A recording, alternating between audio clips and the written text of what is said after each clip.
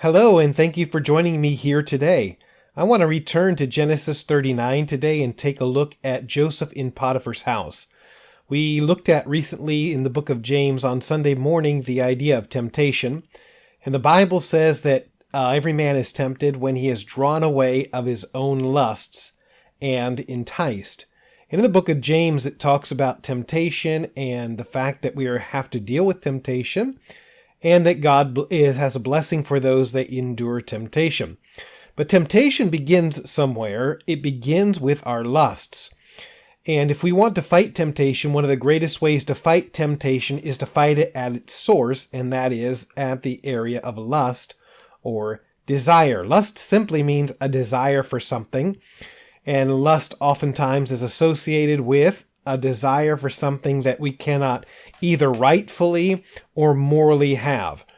So here in Genesis 39, Joseph is brought into a point of temptation by Potiphar's wife, and he deals with the lusts in the right way. Here in Genesis chapter 39, in verse number 7, it says, "It came to pass after these things that his master's wife cast her eyes upon Joseph, and she said, Lie with me. But he refused and said unto his master's wife, Behold, my master wotteth not what is with me in the house, and he hath committed all that he hath to my hand. There is none greater in this house than I, neither hath he kept back anything from me but thee, because thou art his wife. How then can I do this great wickedness and sin against God? And it came to pass, as she spake to Joseph day by day, that he hearkened not unto her to lie by her, or to be with her. And it came to pass about this time that Joseph went into the house to do his business, and there was none of the men of the house there within. And she caught him by his garment, saying, Lie with me. And he left his garment in her hand, and fled, and got him out. And it came to pass, when she saw that he had left his garment in her hand, and was fled forth, that she called unto the men of her house, and spake unto them, saying, See, he hath brought in Hebrew unto us to mock us. He came in unto me to lie with me.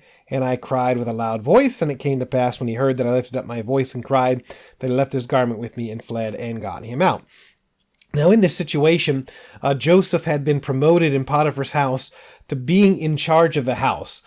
He had been purchased as a slave, but Joseph was a very industrious man. He was a very moral and upright man. And through his industry and through the blessing of the Lord, Joseph's, we saw yesterday that Potiphar's house prospered. And Joseph was then promoted in Potiphar's house. And it was such that Potiphar didn't really even keep track of anything going on. He left everything to the hand of Joseph, and Joseph took care of everything. But Potiphar's wife, Bible says, cast her eyes upon him, and she tried to tempt him and seduce him into doing that which was immoral, that which is wrong. And Joseph dealt with the lust in the proper way. He fought that that temptation at its source, which was at the lust.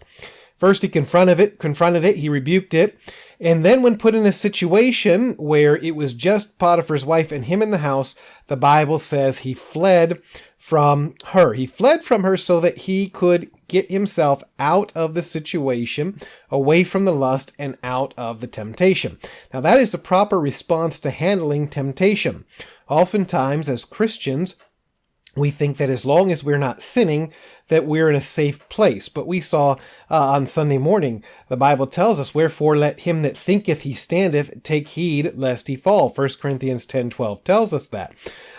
It is not very wise as a Christian to walk right up to the line of temptation and sort of dare the devil to tempt us or live right on the edge of temptation. The Bible tells us actually to flee that. 2 Timothy 2:22, Paul tells Timothy, flee also youthful lusts. And that should be our response to situations where lust may arise, is to separate ourselves from that temptation. Lust or desire is a very strong thing within us. Our flesh desires and our flesh wants, and the world, the flesh, and the devil all provide an outlet for sin through temptation. So the best response for a Christian is to separate himself from the possibility of the temptation.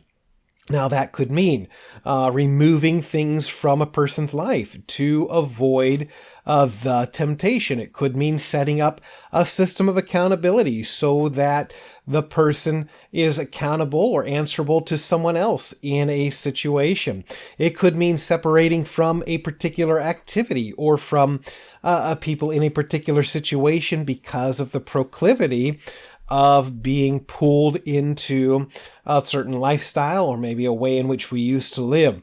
But all in all, the Bible tells us the source of temptation is lust. So if we're going to fight temptation, which we should, then we should fight it at its source, which is separating ourselves from the possibility of the lust. Let's not dance on that line and get as close as we possibly can and then escape by the skin of our teeth, but rather put a wide berth between us and the lust and temptation, as Joseph did. God bless you, and we hope to see you all again very soon.